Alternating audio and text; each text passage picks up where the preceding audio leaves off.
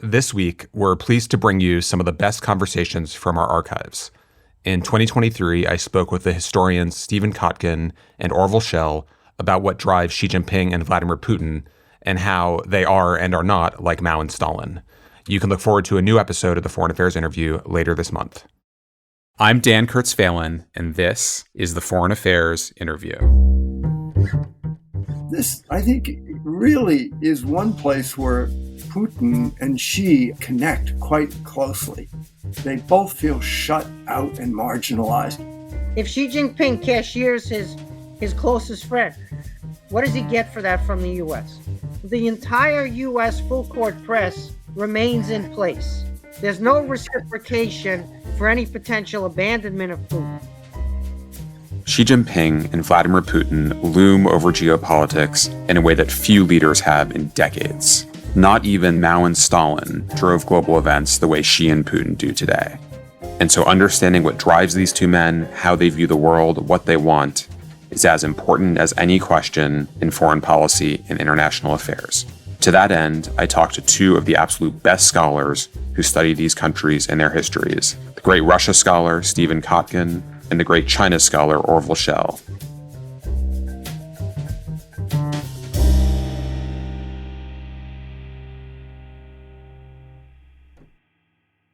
So we're recording this the day after Xi Jinping turned 70, but since Vladimir Putin has already wished his dear friend health and happiness, we can move past that occasion and get right to the substance of the topic today.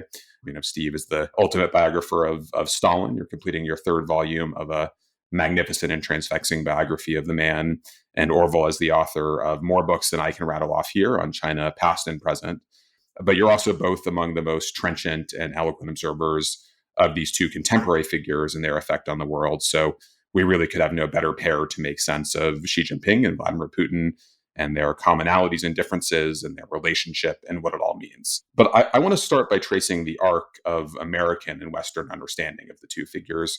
When you go back and look at profiles and speeches and memos from officials on both of them from their early years in power, you see this kind of powerful impulse among Americans, especially to view both Xi and Putin as moderate, as modernizers, as Western oriented, certainly as leaders we could basically get along with and who would by and large move their societies in a direction that seemed, roughly aligned with our interests and our values.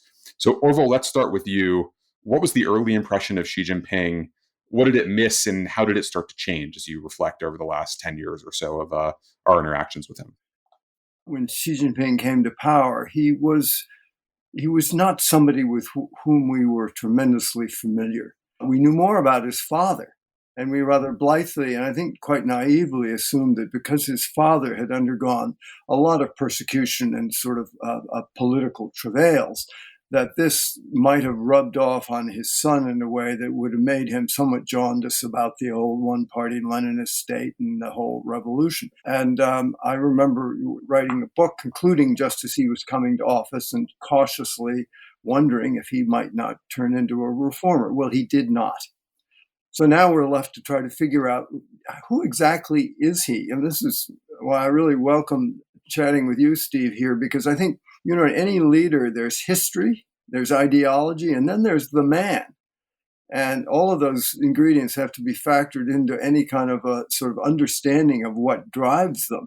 And I can't think of a leader in Chinese history who is more opaque in this regard than Xi Jinping is, particularly the latter part, the psychological syndrome out of which he operates. I think it's really important, but very, very difficult to divine.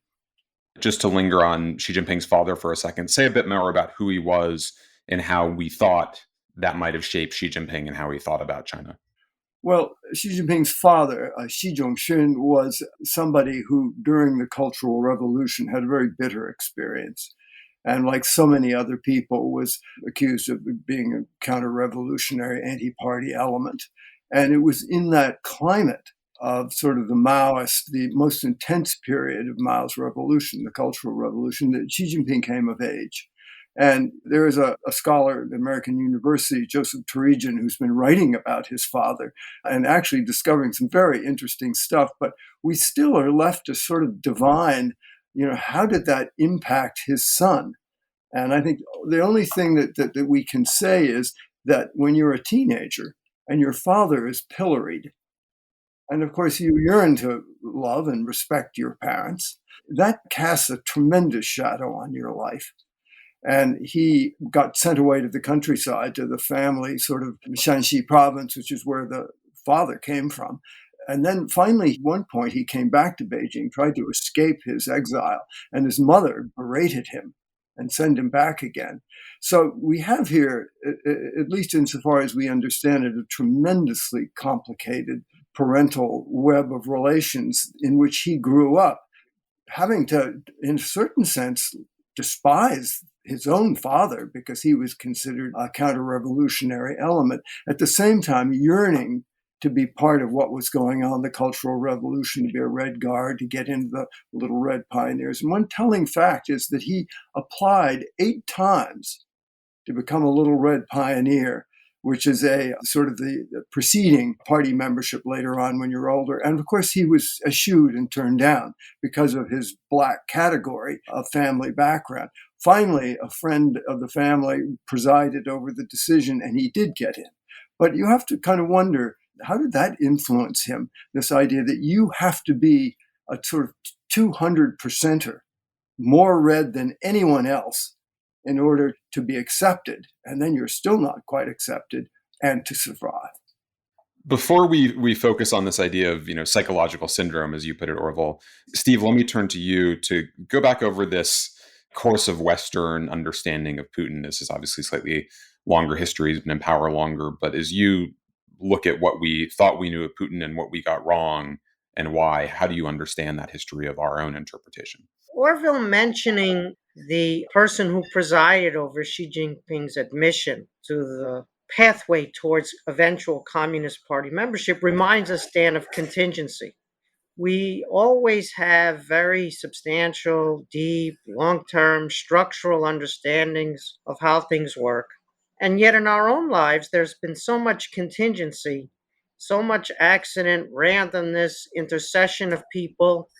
And so we have to be careful to recuperate that contingency in our analyses.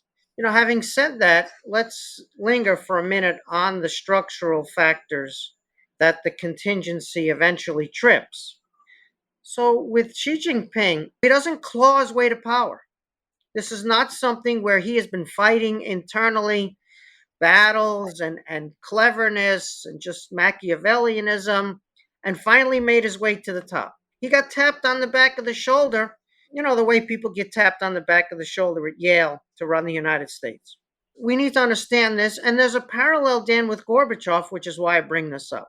So Gorbachev is also this figure who is tapped by the KGB faction, by the powers that be, who are worried both about the corrosive corruption that's become completely pervasive in the Soviet system, and they're worried about the loss of dynamism in the Soviet economy and the Cold War competition.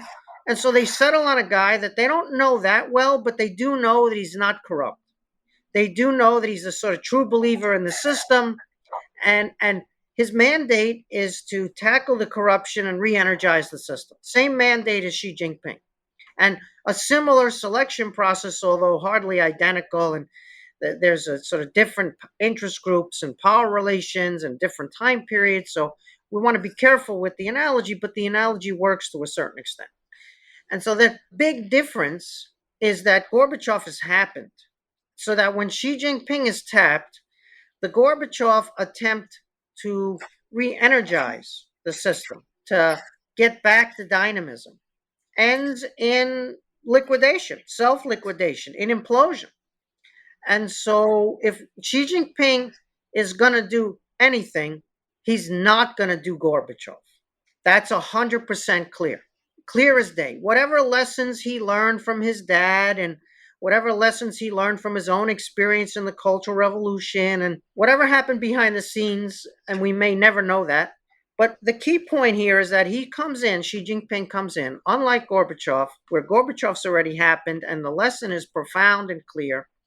And so the party is dedicated to a non-repeat of Gorbachev. So the whole story is, what is their analysis of the Soviet collapse? Not what is our analysis necessarily, not what do we think happened or didn't happen, but what does Xi Jinping think happened or didn't happen? Let's remember that Xi Jinping was also running the party school before he got the big job. And so the two biggest topics at the party school were Soviet collapse and never to repeat in China, and then Western decadence and etc. The U.S. is in decline and all of that mythology that they are marinated in at the party school. But the number one topic, Dan, is no Gorbachev, no political opening, no political reform, no suicide of Communist Party rule. And so if you knew this, if you were aware of this, you saw that there were limits to the possibility of political opening and reform under Xi Jinping. I wrote a book on the Soviet collapse, a short book, in which I made the argument about how there's no political reform equilibrium in communism. And once you begin a reform, you open up the party for liberalization. People want other parties. They don't want the Communist Party. So the Communist Party is left with this problem that it can't open up, it can't politically liberalize and maintain its monopoly. It either has to crack down on political opening, or it has to go all the way in Gorbachev fashion and the thing unravels. And so for me, the history of the party and Xi Jinping's understanding of the history of the party were absolutely central to what we needed to be thinking about. And Steve, China did have its sort of near Gorbachev moment, didn't it, in 1989, when reforms started unraveling the Leninist structure. And you will remember that one of the most embarrassing moments for the Chinese Communist Party in 1989 was that Gorbachev was supposed to come to Beijing and they were going to bury the hatchet. And Gorbachev did actually come to Beijing, and he couldn't go to Tiananmen Square to be received with proper pomp and circumstance. They had to meet him at the airport. And all the way into the city, there were people holding such signs as, "Where is China's Gorbachev?" So for a good Chinese Leninist, this was a wake-up moment, and I think it's very interesting. I've never seen anybody say anything about where Xi Jinping was during 1989, what his disposition was towards those demonstrations. But whatever he did, I think the message he ultimately took home was, we're not going there. There's that famous line, Orville, that that Deng supposedly told one of his children that he thinks Gorbachev is an idiot. Well, I think if you're a good Leninist, that's not an illogical conclusion, is it? Yeah, the irony, of course, is that Gorbachev was himself a Leninist and thought that there was a better Lenin, a more pluralistic, non-Stalinist or pre-Stalinist Lenin, which was a fiction, which was an illusion, but it was his North Star, and he followed it, as a result of which communism died more or less peacefully in the Soviet case. And then there was the non-fantasy version of Leninism that Deng Xiaoping had. And of course, Deng did purge the party of the fantasy Leninists, the ones who thought reform and opening was possible in a political sense, not an economic or a foreign policy sense. I mean, I do think, we don't want to forget that during the halcyon decade of the 1980s, when we thought there was a fair wind blowing towards reform and opening, and China might slowly integrate into the world system and become more soluble, et cetera, et cetera. And it was a very exhilarating, exciting time when many of us actually thought there was a prospect that this Communist Party might make some kind of a peaceful transition to something else. But we should remember that in 1981, just as the reforms were hitting the high tide in China, Deng Xiaoping came out with something that he called the 4 basic principles. And everybody's just thought, oh, well, this is sort of communist rhetoric. But what were they all about? They were all about the party. And he wanted to remind people that whatever the hell was going on, we're not getting rid of this one-party Leninist system. But one thing I want to ask you about, Steve, is this.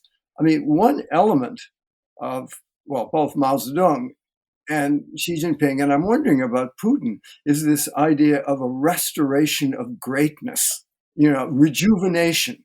and in China's case, the China dream. But I think Putin also has such a dream, maybe a bit more inchoate and less spelled out, but it seems to me this is one thing they do share in common. Let me just add to that question, Steve. You trace this history of Xi, but it does seem like there are some commonalities with Putin. He was also kind of tapped, not exactly out of nowhere, but he was not the obvious heir apparent. He, at least in the mythology that most of us get, he was very much foreign by the experience of watching the Soviet Union fall, just as Xi Jinping presumably was. So in addition to that sense of lost greatness, how did that sense of humiliation and shame of that period shape him? Yeah, it's a very good question. There are similarities besides age between the two, Xi Jinping and Putin. They're both 70. They had sort of hard scrabble youths. Their growing up was not luxurious, to put it mildly. And yet they rose somehow to positions of authority thanks to these circumstances and others who facilitated their career. And Putin was appointed more or less because he vowed to protect the Boris Yeltsin family, as it was called, the family in the kind of mafia sense of the state, that if Yeltsin stepped down, he wouldn't go to prison. And at the same time, Putin would fix the chaos, the anarchy of the Russian state, because the Soviet collapse in Russia didn't end in 1991, as I argued in my book. It continued all throughout the 90s. And so Putin's mandate, as it were, was to protect the Yeltsin family, but also to arrest the continued decline, implosion that Russia had inherited from the Soviet case. And so that life experience of the collapse is also very, very imminent for him, just as for Xi Jinping, right? Xi Jinping has a different experience in the Chinese countryside, and Orville's already alluded to this.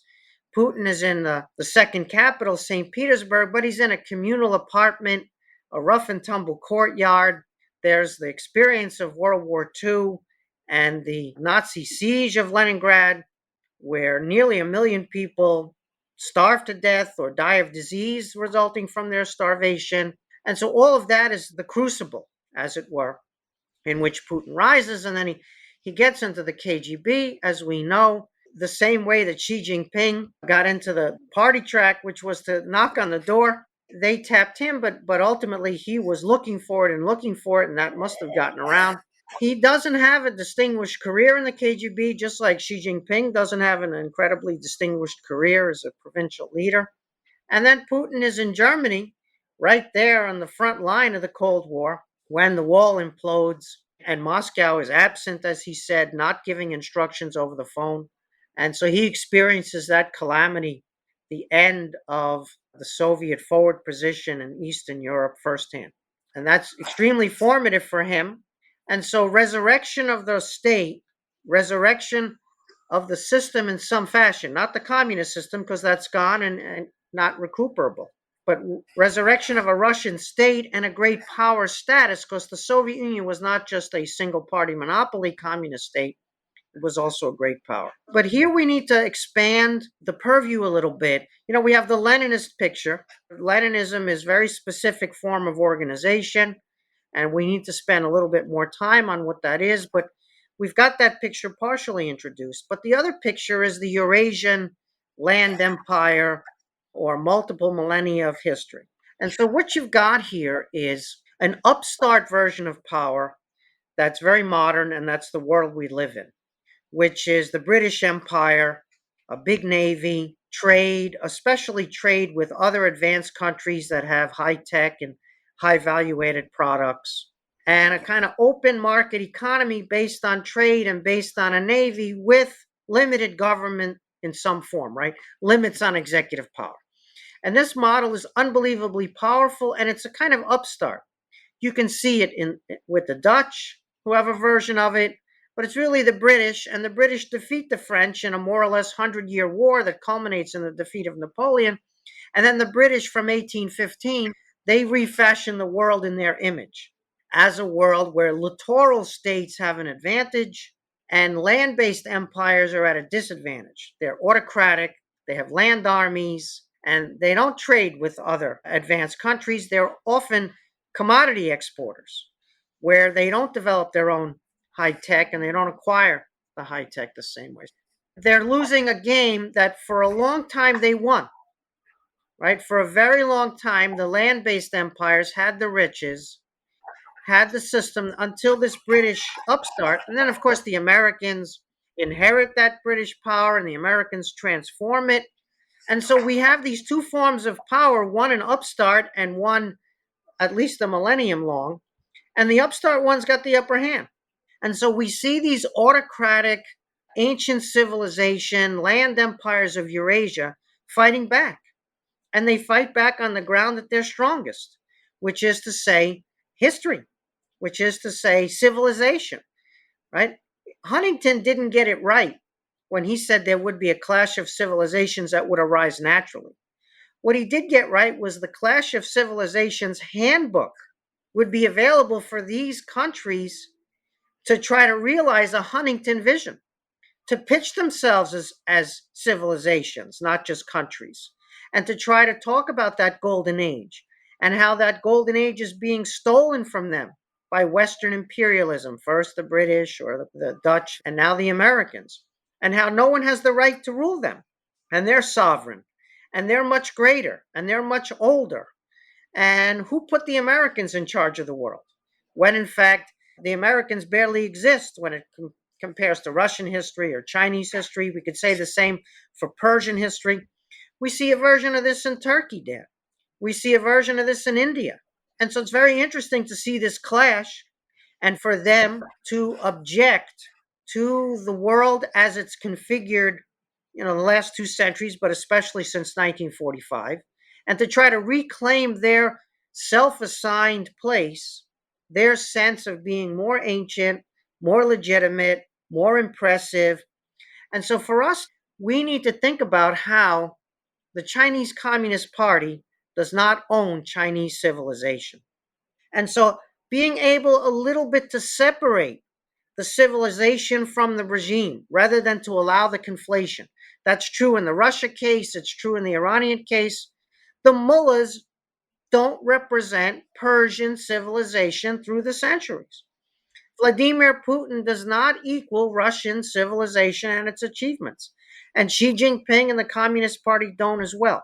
But once you put this Eurasian landmass, autocracy, land-based empire, and extortion or expropriation or repression together as a package, you see that they're fighting a losing game, which is one of the reasons we see them teaming up. Orville, does Xi Jinping's view of history align with that? How when you talk about that sense of reclaimed greatness and how it relates to humiliation in his own life experience and his country's, how does he trace that narrative? Here, I think there is something that Xi Jinping and Putin actually share. And that is, we forget that, Leninism is all about how to build a strong, well-organized one-party structure and state. But there was another aspect of Lenin, and that was his theories on imperialism. That, the developed world, in order, the higher stage of capitalism is you have to export all your excesses abroad and colonize and exploit lesser peoples to keep the whole capitalist edifice going. And of course, out of Lenin is anti-imperialism, anti-colonialism, all of these kinds of things from the 19th and early 20th century came the whole culture of victimization. This is something that, of course, China has taken to a very high stage. But I think it was also very deeply implicit in the way Russia looks at the world, that you're disrespected, you're occupied, you're disesteemed, you have your victories, but still. And this, I think, really is one place where Putin and Xi, I think, connect quite closely. They both feel shut out and marginalized. And there's an expression in Chinese, it makes me laugh every time I hear it. And the foreign ministry uses it a lot. It's Shanghai 中国人民的感情. It means you've hurt the feelings of the Chinese people, as if the Chinese people were some throbbing mass of weakness that you're constantly offending. But so I think that comes from Lenin, because he's the guy who set up the us and them, the colonializers, the imperializers, and then the victims. the people who were preyed upon and oppressed and exploited and marginalized, mistreated. And so this is a very deep thing that ties them together, and they want to be respected, and yet they don't act respectably.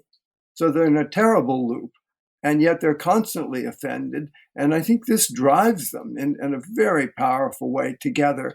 And it just simply infuriates them, because we cannot and will not and are unable to say, oh, well, fine, you're a little autocracy. You've done a lot. You've pulled a lot of people out of misery. It's all good. Let's just not criticize you. Well, that's not going to happen. But so there's that deep-rooted victim culture that came out, I think, of the Leninist narrative, which both have deeply imbibed. And Dan, here we have the ultimate irony, because Marxism, Leninism, it's Western. It's a Western import. So here everything is anti-Western. Everything is about keeping out the pollution of the West, the decadence of the West, the amoralism of the West, and all the other things that they accuse the West of, but in the name of Western ideology. Right? I mean, Marx was not Chinese, although certainly you could think that if you spent some time in a party school there. So on this point about the anti-imperialism, imperialism happened. The Chinese were abused. The British were narco-traffickers. They did the Opium War, forcing opium into China. All of that happened. We know that history, and we write about that history. We're not in denial of that history. The part that China is in denial of are the depredations that Communist Party rule caused domestically. What the British did in China is inexcusable, but what the British did in China doesn't begin to scratch the surface of what Mao did in China. Mao put numbers up on the board that Hitler never put up on the board, let alone the British, right? So we're talking about a very selective view of history, and the further point that they're right that Western imperialism was very nefarious for China. And yet, okay, we'll talk about that, but let's also talk about what your own communist system has done to your country. And if you want to talk about that, open up your archives. We may never see the Communist Party archives of China the way we have in the Soviet case. I've been very privileged to take advantage. China scholars don't have that same privilege, that same fortune, where the regime has imploded and the archives became widely available. But I guarantee you, Dan, the secret of the Chinese Communist Party archives, if it's ever revealed one day, is that they're communists. That's the secret of the Soviet archives. I remember vividly walking down the Avenue of Eternal Peace during, I guess it was National Day or whatever, and they'd have pictures of Marx, Engels, Lenin, and Stalin, giant painted portraits up, and you think, oh my Lord, where's the anti-foreignism here? And I might also say that, having spent decades living within this sort of victim culture of China that was elaborated out of Leninism, you go to Vietnam or Holland or even Burma or Cambodia or India. I mean, here's some places that were really colonized. China was only partially colonized, and I don't make any excuses for that. But the fact that they have managed to retain this idea of a century of humiliation, even when they are so demonstrably succeeding, is very striking. And you have to ask yourself, what is it that appeals to them about this idea of insisting, even when they are one of the great success stories of global history, on being victims? We'll be back after a short break. And now back to my conversation with Stephen Kotkin and Orville Schell. Orville, I want to talk more about the Cultural Revolution and the great tragedies of Mao's era. The question of why Xi Jinping treats that history the way he does still seems like kind of a puzzle to me, given his own personal experience. In power, he's tried to scrub that history and really gone out of his way to prevent criticism of Mao in that era. How does he see that history, and why does he feel the need to treat it the way he does? Well, it's interesting, isn't it, that despite the fact that he comes from a family that was really laid low by the Maoist revolution and humiliated, that he still lionizes Mao. And I think here this gets back to this idea of the sort of yearning for a restoration of greatness. The first thing Xi Jinping did when he came to power in 2012 was he took the entire Politburo across Tiananmen Square to an exhibit in the National Museum that was called China's Rejuvenation, as if to say, this is what I'm going to do for you. This is what we need. This is what we want. We need to be a great power. And this is my agenda. And actually, what he borrowed from Mao was the deep and abiding need for enemies. And that's the way he fuels this idea, I think, of rejuvenation. What I think he learned was you've got to keep be on your toes. You have to learn how to be brutal. You have to learn how to compete and struggle and win. And if someone happened to remind him of the human costs of some of the results of those policies, is that the cost of progress or rejuvenation? How do you think he processes that? I think he views the Chinese Communist Party as China's only saving grace. And if you lose the party, Steve said, you turn yourself into a Gorbachev show over. And so he staked his fortunes on the party, even though the party turned on his own family. And in a certain sense, wreaked havoc on his family and on China. Remember, Dan, the alternative to one-party dictatorship in their minds is not a liberal democracy. The alternative to a one-party dictatorship at home is chaos, anarchy, implosion, warlordism, right? It's collapse. And so for them, even though that instrument has been used in ways that maybe had negative effects from their point of view, it's still the instrument, not just for Xi Jinping's own personal power, but also for preventing the alternative in their minds. And that alternative is not what we would see potentially, or what some Chinese dissidents would see. It's an alternative that they fear.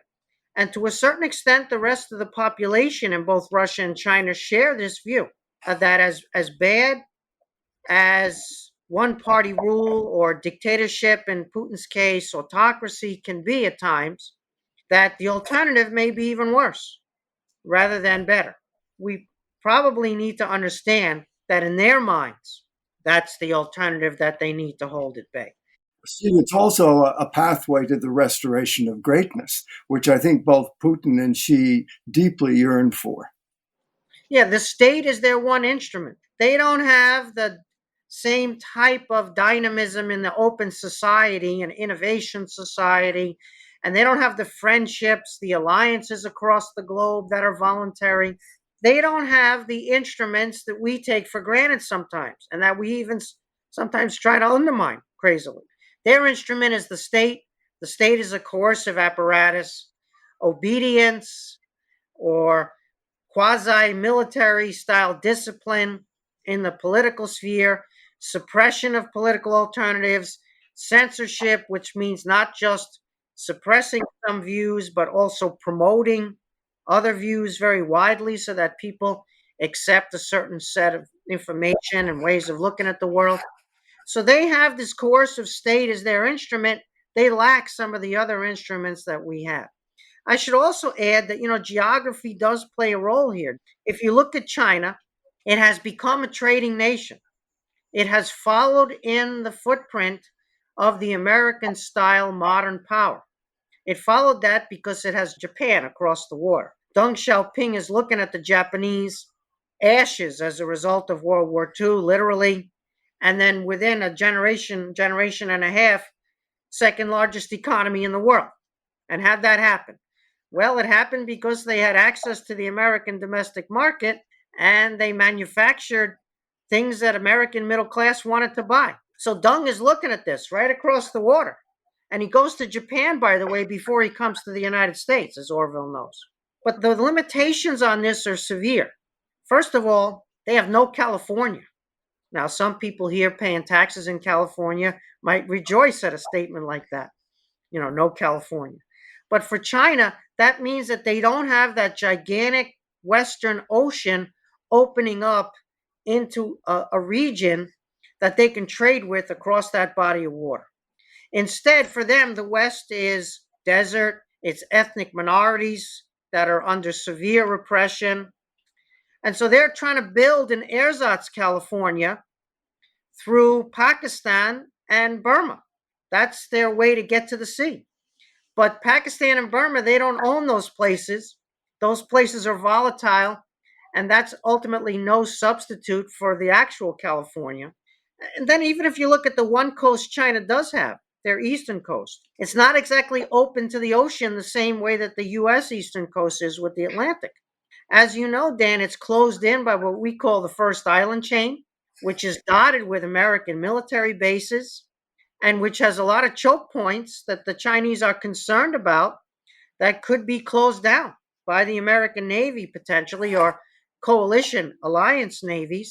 And so for them, even their one coast is not fully open the same way that a maritime power like Japan or Britain or, of course, the US would have. And so for them, they're trying to play this game partially with autocratic rule rather than limited government, with closed political system and closed society rather than a fully open one, with repression and censorship rather than with the chaos and the berserk quality of an open society that we have here in America. So they're doing the trade part. They're finally building the Navy, by the way, right? They built the Navy out. They did all this without a Navy. They used our Navy to become a trading nation.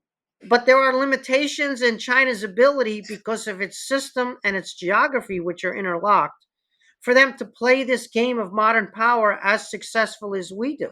And so if you look, the U.S. flipped Germany and Japan into the American voluntary sphere of influence, and flipping Germany and Japan were decisive in that. And then following Germany and Japan, Eastern Europe came in 89, as you know, which has been transformative.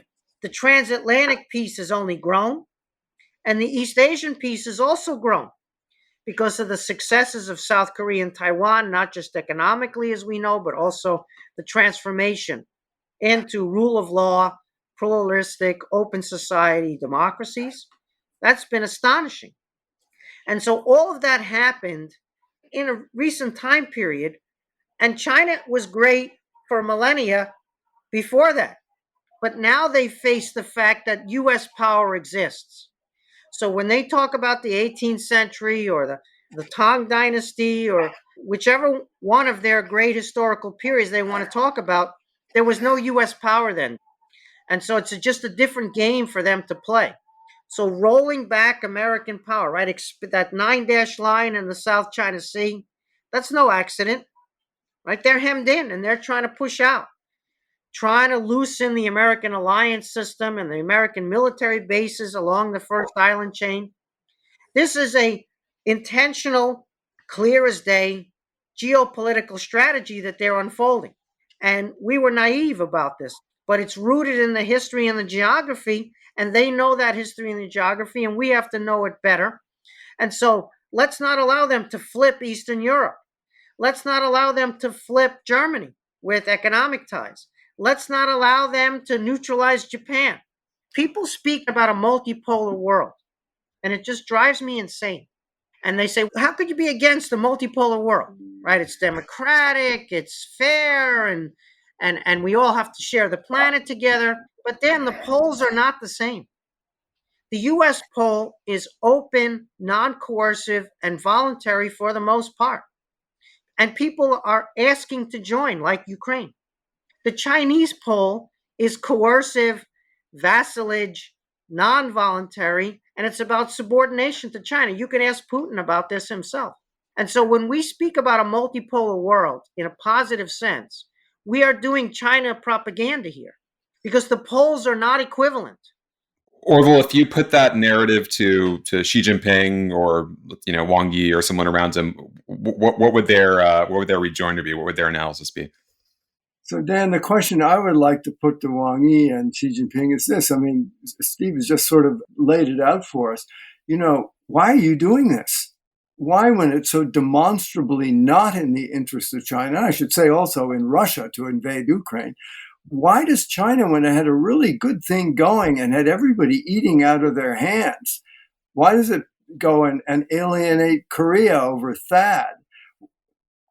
Who alienates Sweden or Norway or India, one of the first non-aligned nations to recognize China, or even Australia? I mean, what's going on here is the question I would like to ask Xi. Why are you doing this? You had a really good thing going. You can have your little one-party state. Nobody was beating up on you. Just keep a little reform going, and we'll all share and care, and the global economy will go, and you'll get rich. And when Mao Zedong met with Kissinger and Nixon, he said, "Oh, Taiwan, settle it in 100 years, no problem." And Steve, you mentioned Deng Xiaoping stopping in Japan on his way to restore diplomatic relations with Jimmy Carter. He said in Japan, he said, Taiwan, let's leave it for smarter generations to come to solve. Now, why is not that a good formula? You're absolutely right. China had its cake and it was eating it too. Yeah. So that's the question I want an answer to. I think it's fear.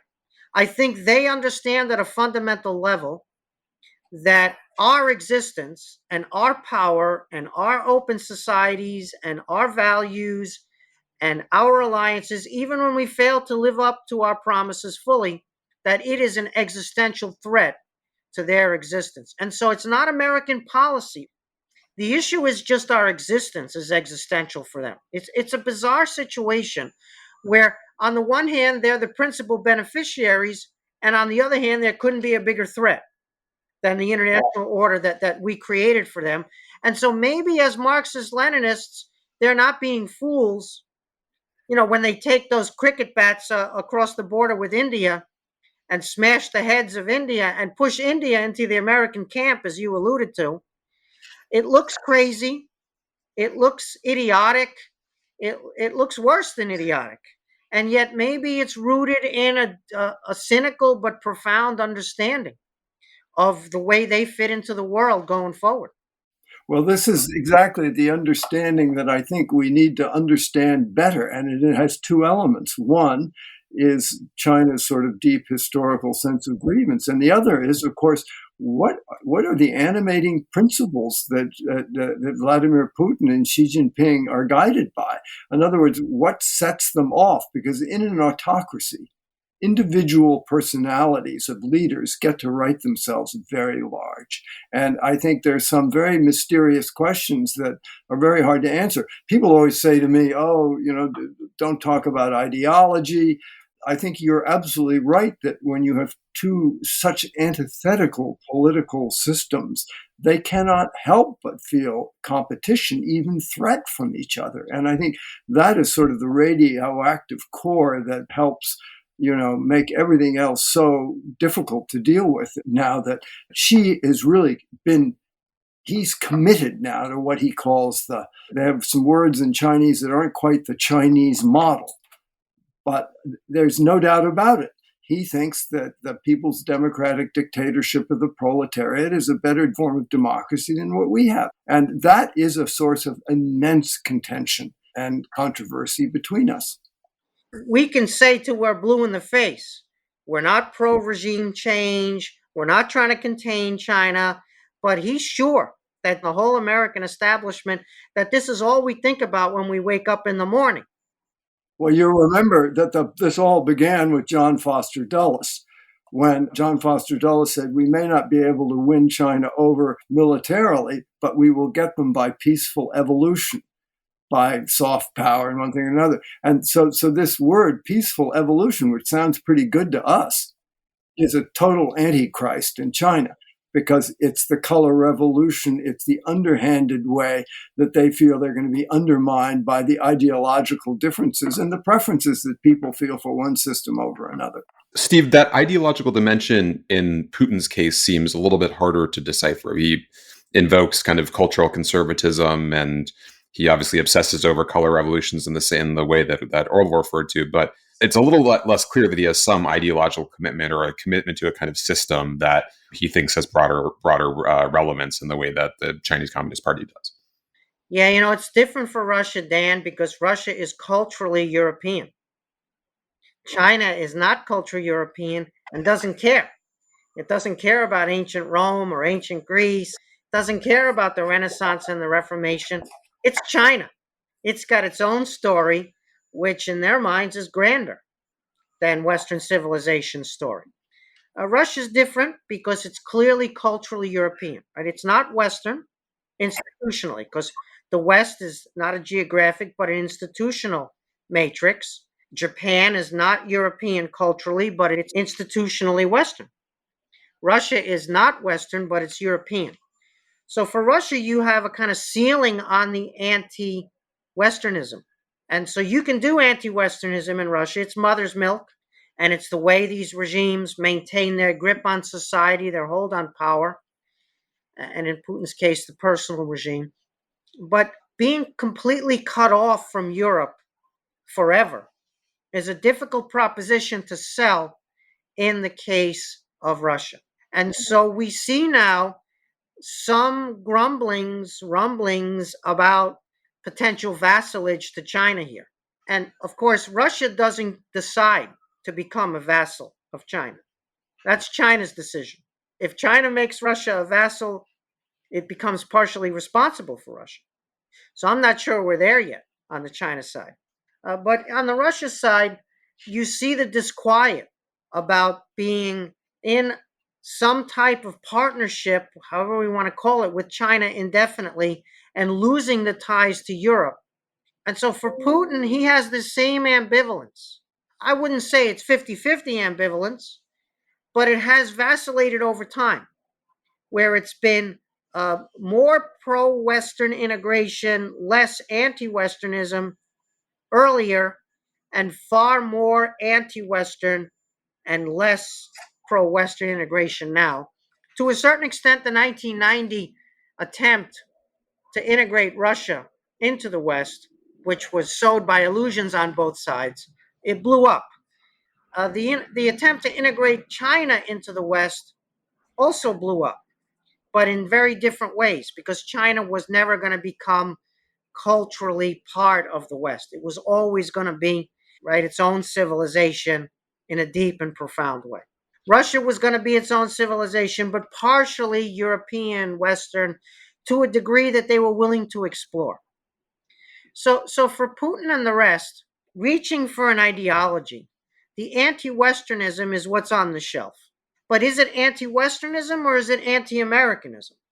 And this is true for China to a certain extent as well. Because you can be anti-American, but you can have very good relations with Europe. You can divide the West. You can cleave off, put a wedge in between Europe and the United States. The Ukraine war blows all this up. The biggest geopolitical consequence so far of the Ukraine war was the destruction of China's wedge in the Western alliance between the U.S. and Europe on China policy and the U.S. and Japan on China policy. We could throw in Australia here. We could throw in the Western Pacific. And so China has strategically inflicted so much damage by its support for Putin's aggression in Ukraine. And it's not clear he can recuperate this. It's not clear that even if there is some type of solution in Ukraine, and it's a solution where people stop dying, that's what I mean by a solution. Even if that happens, how will China be trusted again, given what it did with Putin over the Ukraine war? And so that strategic blunder or self-inflicted damage is, to me, potentially enduring. And so for Russia, it's already been a strategic defeat across the board. Sadly, Russia's strategic defeat is not a Ukrainian victory. But for China, it's also been a strategic defeat. And so how does he recuperate that? How does he get the wedge back in between America and Europe, between America and Japan? I'm not sure he does. And so, Putin is a hedge for him. If it wasn't for Russian fissile material, the stuff you make nuclear bombs with, and China's program to build out a massive nuclear arsenal, which we think could potentially rival the Russian one and the American one in the fullness of time. There's a dependence on Russia for a lot of that, especially the fissile material and expertise. If it weren't for that, the cost of the hedge would so far outweigh the benefits of the hedge. And you would see a lot more vulnerability to Xi Jinping domestically over his choices. You could see more grumbling going forward about this bromance, the strategic bromance, the strategic partnership. But if it keeps costing China as much as it does, and the Russian thing gets worse and worse, and China is partially responsible for that Russian basket case and has lost Europe and Japan permanently, I'm not sure. They already have so many domestic issues that we didn't talk about. One man rule is susceptible to mistakes in a much bigger way than competitive rule, even competitive authoritarianism is. So it has been very interesting to watch Putin's miscalculation and Xi, as it were, doubling down with his own miscalculation on top of that, paying a different kind of price, right? The Ukrainians are paying the ultimate price here. Putin is paying a price, Russia's paying a price, and China is paying a price. We'll be back after a short break. And now back to my conversation with Stephen Kotkin and Orville Schell. Orville, as we've watched Xi Jinping's relationship with Putin over the course of the last 18 months, his reaction to the war in Ukraine, he certainly seemed a little bit on his back feet right after the war started. Just a couple weeks before that, they'd stood together in Beijing and talked about a partnership without limits between Russia and China. He does seem to have been a little bit more proactive in trying to navigate some of the dynamics that Steve laid out. What is your sense of how he sees this picture at this point? Do you think he sees a chance for advantage, or is that kind of grim strategic outcome that Steve described more or less inevitable? I think he does feel a little bit betrayed and trapped, but he's not going to make any demonstrations of anti-Russian sentiment. I think the thing that really astounds me about both Xi Jinping and Putin is the lack of sense of agency that they have, that they seem to not understand that they are creating the very situation they most fear, and that the world is responding to them, not to nothing. They just think the world is this hostile place out here that likes to get together and have a Cold War 2.0.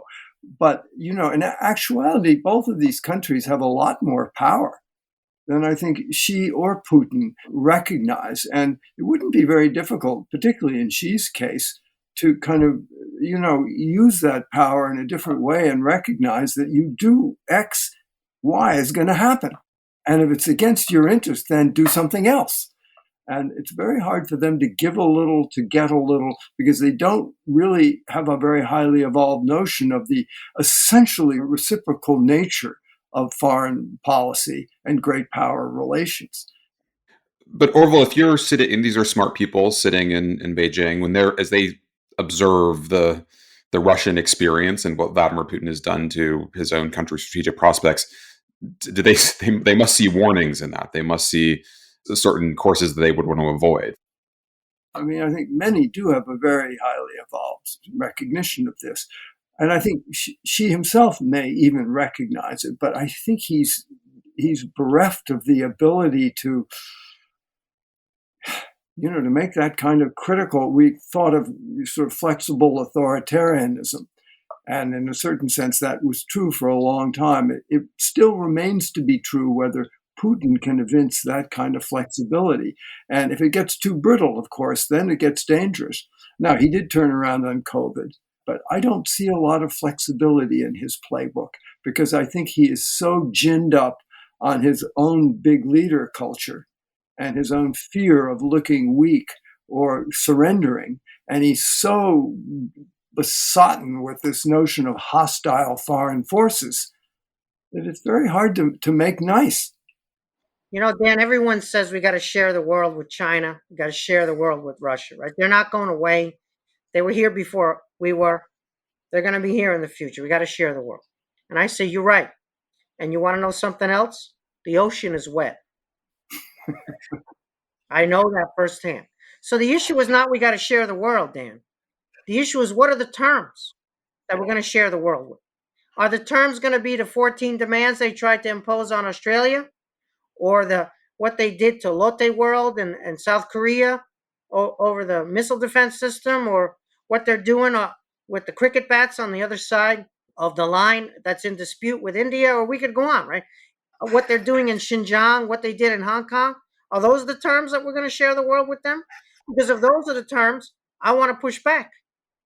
But at the same time, I recognize, like Orville does, that we're in this together. It's a planet, and it's the only one we've got, than all the other cliche. But so the Soviets shot down KAL, the Korean civilian airliner. They shot it down, and we had evidence that they shot it down in real time. And we exposed that evidence publicly. And George Shultz went to Moscow. He didn't cancel the trip. Forget about some stupid spy balloon. They shot down a civilian airliner, denied it. We proved they lied, and Shultz got on the plane anyway. And Shultz got off the plane and demanded an answer for what they did. So China sends a spy balloon over the U.S., and Blinken cancels? He should have taken that balloon, what was left of it, put it on his plane, went to Beijing, and said, here, you can have it back now, but this is what you did. You got to define the terms of engagement. You got to create leverage. You have to make them be ashamed of things they do, not we're ashamed that we shot the balloon down and we can't release the report about what was in it. What would George Shultz have done with that balloon? He would have done just what I said. He would have put it on his plane. He would have never canceled the trip, and he would have demanded an answer. And then he would have continued with the diplomacy. He wouldn't have broken off talks. The whole point of diplomacy is not that you talk, it's that you create leverage, and then you use that leverage in conversation to try to make deals which support your interests. You have to make concessions. You don't get everything you want. Even with Gorbachev, Reagan didn't get every single thing he wanted. And yet, that's diplomacy. That's not getting on a plane and begging for a meeting or whatever else it might be, or canceling a trip when they do something that they should answer for, rather than we have to answer for it. When you look at the diplomacy around the war in Ukraine, China has, I think, responding to some of the dynamics that Steve laid out around its relation with Europe, especially, made a big show of sending peace envoys, supporting peace talks. Can you imagine Xi Jinping making a serious effort to end the war in Ukraine? Do you see any substance to this? Anything he will do to constrain Putin at any point? You know, I'm not sure I see evidence that Xi Jinping has this ability to date. And yet, as you, I think, are suggesting, it would be a stunning achievement for him. And if he really did want to reassure the world of China's constructive role, he could do something. And in fact, there are many areas where he could do something. But I'm not sure, and this is why I think we were having this discussion, is what is preventing him from playing a more constructive role in the world and a less destructive role in the world? I mean, why the belligerence? Why the wolf warrior diplomacy? No one believes that he's earnest in question of bringing peace to the Ukraine, but he could be. He's got a problem, Vladimir Putin. Yeah. Right? We see this, Orville, with North Korea. Yeah. China can't give up North Korea. If it gives up North Korea, it ends up with unification of the Korean Peninsula with the South, the same thing that happened in the German case, as the winner of the Korean War. And then a U.S. military base even closer to China's border than it is now. And so the North Koreans drive the Chinese up the wall, as you know. But they bite the bullet. We could end up with a giant North Korea here with Vladimir Putin. Let's remember, he goes to Beijing, the Olympics, big ceremony, bromance, partnership with no limits. And then he unleashes this crazy war almost the day he sets down back in Moscow, which upends China's strategic wedge with the Europeans. Then Xi Jinping makes a play and says, you know what? They're not going to use nuclear weapons. Remember that? Remember how China intervened to prevent the first use of nukes over this war, and how that was supposedly a big diplomatic accomplishment for Xi? And how many days later does Putin announce that he's moving tactical nuclear weapons into Belarus. So much for my friend and strategic partner. I've just semi humiliated him in public by making this announcement over Belarus. So I don't know what these guys are talking about one on one, but I'm getting a sense, Orville, that the problem is less Xi Jinping here exerting his leverage than it is Putin. Let's remember that the Chinese didn't have much leverage when the war first broke out, largely because they haven't been supplying weapons to the Russians, which has been really important. At the same time, they've got leverage now that they didn't have before, because some very large percentage, perhaps as high as 70% of Russian chips, semiconductor chips, are coming from China now. They're not coming directly, they're going through Dubai and then through the Dubai port, overland through Iran and other ways, across the Caspian, etc. Our friends in Virginia understand this a lot better than I do, although I was in the Emirates recently to discuss these questions. In any case, they have some leverage now. And so those semiconductors, whatever level they're supplying, it's a very important level for Putin. And the Chinese, of course, could tilt the battlefield in Russians' favor because they have munitions, drones. They could supply Russia at scale, and they not only have stocks, they have production facilities at scale in China. And so they could increase their leverage. But what does he get if he gives up Putin? Is the U.S. going to repeal the CHIPS Act, Dan? If Xi Jinping cashiers his closest friend, what does he get for that from the U.S.? The entire U.S. full court press remains in place. There's no reciprocation for any potential abandonment of Putin. And so what Orville is referring to is correct, of course, that he's got the opportunity to bring peace to Europe and recuperate that relationship and reinsert the wedge between Europe and America if he brings peace to Europe, the great peacemaker of Europe. But to do that, he's got to put the screws on Vladimir Putin and bring Putin to heel. I don't know if he's tried yet. When he went to Moscow, if they discussed this, what would be acceptable to you, Vladimir, as an outcome if we interceded here? But this is what I do know. If Putin signs a piece of paper, it's worth nothing. His promises are worth nothing unless he signs the piece of paper in Beijing. And then all of a sudden, that piece of paper becomes meaningful. So China being involved in the negotiations, like Orville just alluded to, that it is a possibility for Xi Jinping to seize this. Ironically, we're self-interested in that, which is one of the reasons why President Zelensky of Ukraine has been a lot less dismissive of China's involvement here than we have been, although I think we've turned the corner a little bit and become less dismissive of potential Chinese involvement. At least that's my impression from some conversations on the inside and some public statements. How do you then go forward? What does the relationship then look like? What are the terms of sharing the planet? The engagement thing could never work because both sides had illusions, and a policy based on illusions is destined to fail. We had the illusion that they were going to liberalize politically, and they had the illusion that we were going down, whether it was the Iraq war, the global financial crisis, or COVID, or whatever, right? So we've both sowed illusions, and our illusions have, to a very great extent, been shaken, right? You can't be disillusioned, Dan, unless you had illusions. So that's a much better basis for a relationship now, when you have a more realistic picture of who the other side is and what their goals are and what their bottom line is and what their strengths as well as their weaknesses might be. But I just want to say that the puncturing of the illusions is a positive for me.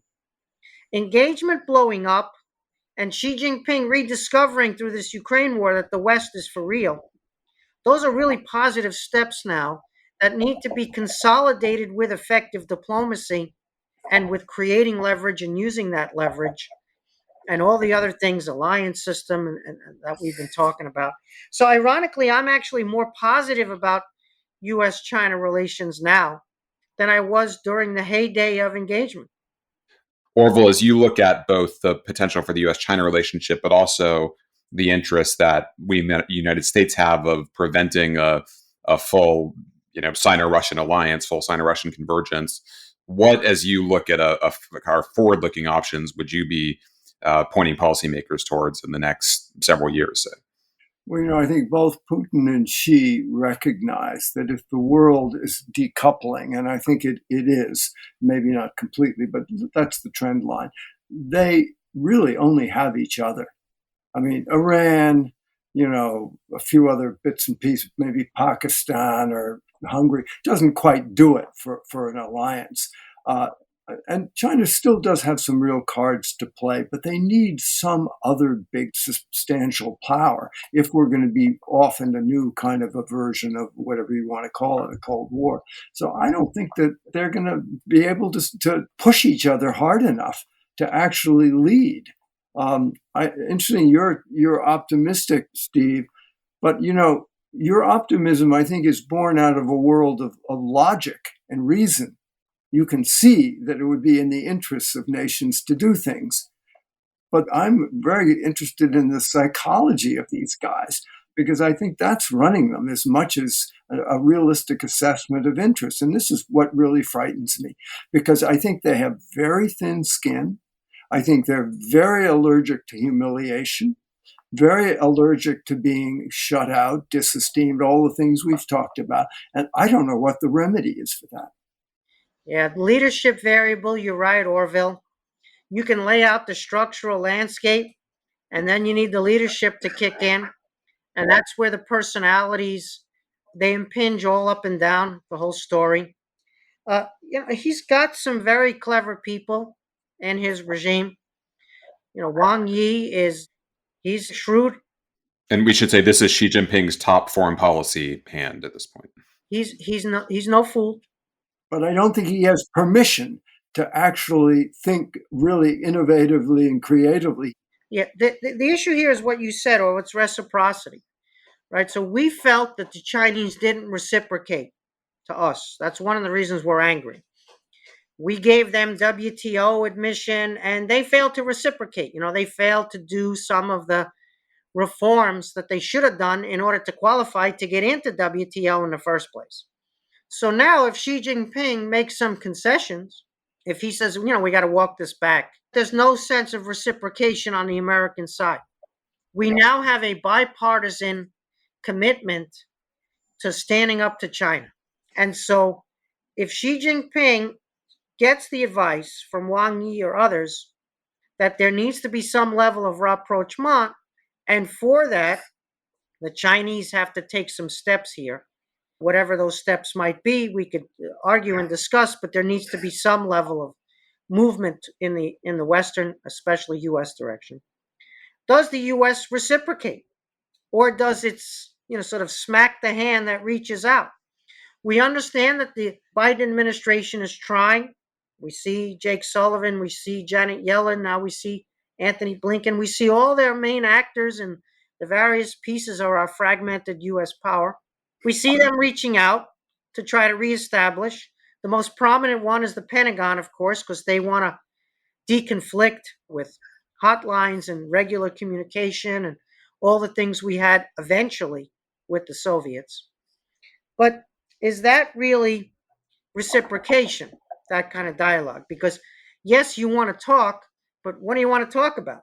You want to talk about things that we don't want to talk about with you. You want to contain us. You want to hold us back. You want to put these guardrails. Well, within those guardrails, you're going to full court press us. So why should we allow you to have guardrails? That's just conceding the terms of your policy, of your posture, of your Cold War, or whatever we want to call it. So there's a fundamental problem of the absence of potential reciprocation on the U.S. side, even if the Chinese logically figure out what it is that we're talking about here that could alleviate the pressure on them that Orville has rightly said they've brought about on themselves to a very great extent.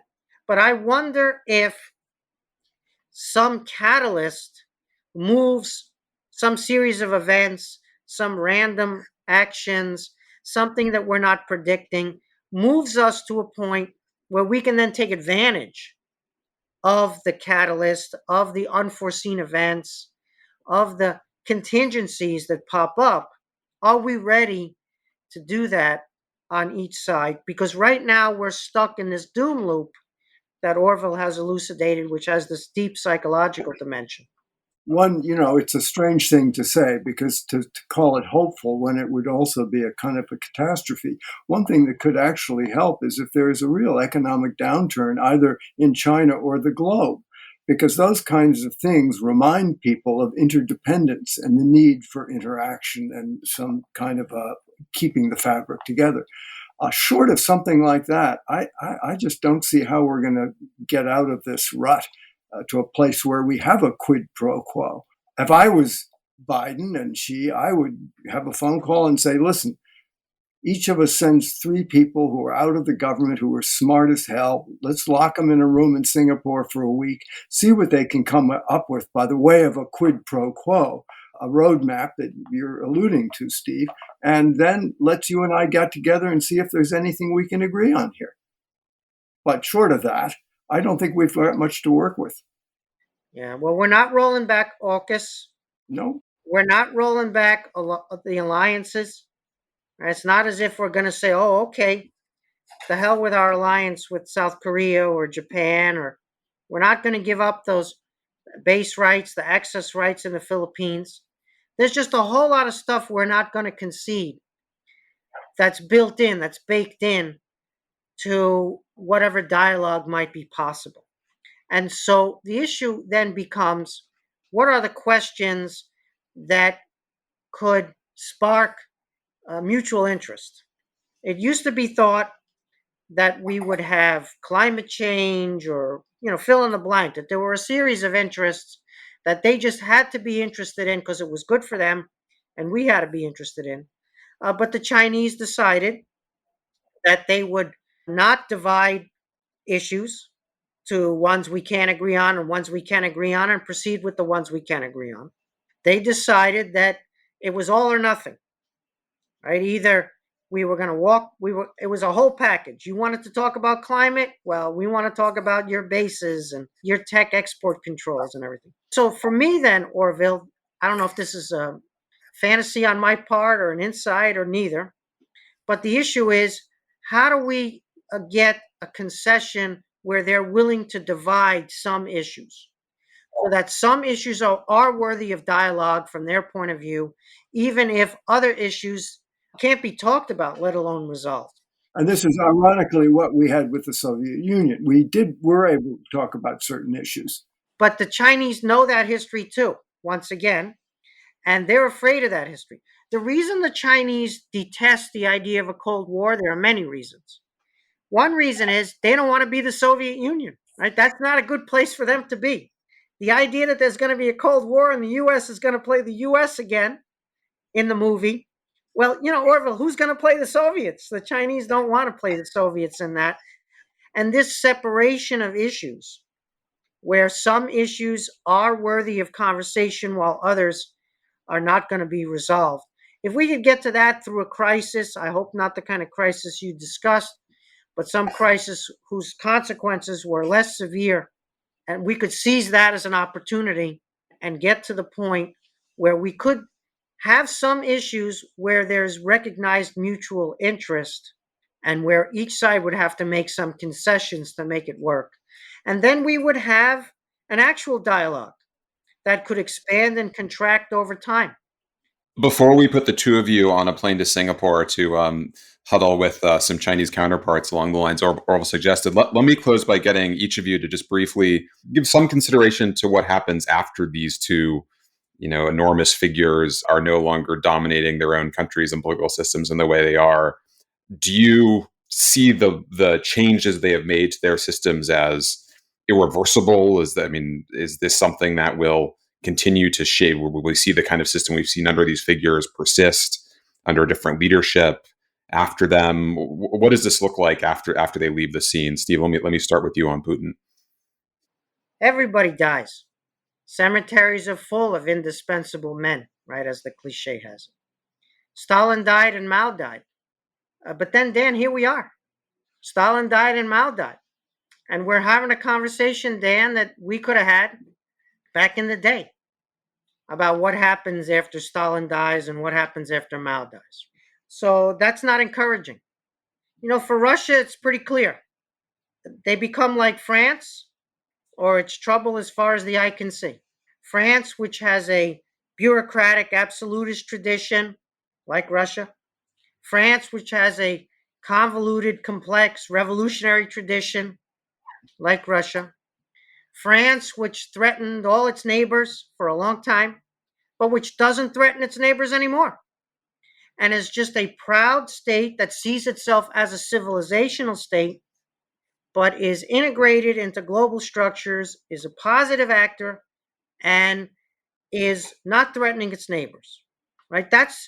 If Russia ends up looking like that, it would be fabulous, not just for the world, but for Russians. We thought we were on that trajectory in the 90s, and of course we weren't. What could trigger that trajectory, how we could get there, we don't have time to run through the scenarios, but you can see that where Russia is now and what France looks like now, that there's a bit of space between them, and that's a lot of territory to cross to get to that. Otherwise, we could end up with a gigantic version of North Korea. That's unfortunately the trajectory we're on now, or even worse than that.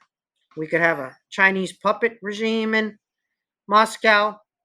We could have disintegration, chaos, warlordism, God forbid, in Moscow. We could have another authoritarian leader who at least recognizes the independent existence of Ukraine, might be xenophobic, might be aggressive, but may conclude that the Ukraine aggression was a mistake. That would be the best possible outcome. Certainly in the short term, it wouldn't solve the problem of Russia, but it would help solve the problem of Ukraine suffering. But Dan, I'm not that good at predicting the future. Otherwise, I would probably be in your chair rather than in my chair where I study history. Orville, how about China after Xi Jinping? Well, Xi Jinping too will pass. And I think it's important to remember as we contemplate that eventuality, both in Russia and China's case, but particularly in China's case, this country and society is one of the least resolved societies that I'm acquainted with. And what I mean by that is there are a lot of conflicting forces, historically speaking, which lie beneath the surface. And different times, different mixes of these forces express themselves. So there is a kind of a more open, democratic, cosmopolitan, sophisticated, global side of China. And I think with Xi Jinping's passage, it could give an opportunity for that side.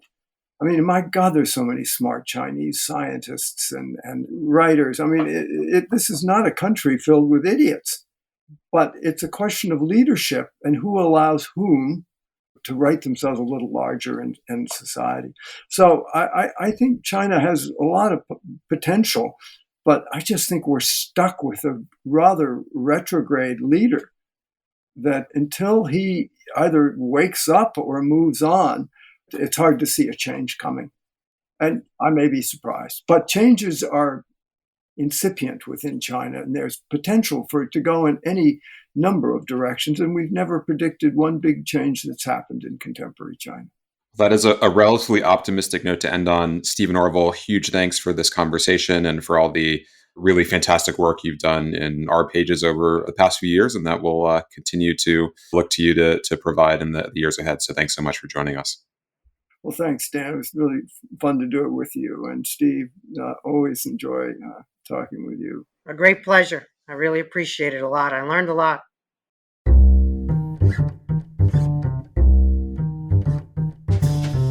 Thank you for listening. You can find the articles that we discussed on today's show at foreignaffairs.com. The Foreign Affairs interview is produced by Kanish Tharoor, Molly McEnany, Ben Metzner, Caroline Wilcox, and Ashley Wood, with audio help from Todd Yeager. Our theme music was written and performed by Robin Hilton. Special thanks as well to Arena Hogan. Make sure you subscribe to the show wherever you listen to podcasts. And if you like what you've heard, please take a minute to rate and review it. We release a new show every Thursday. Thanks again for tuning in.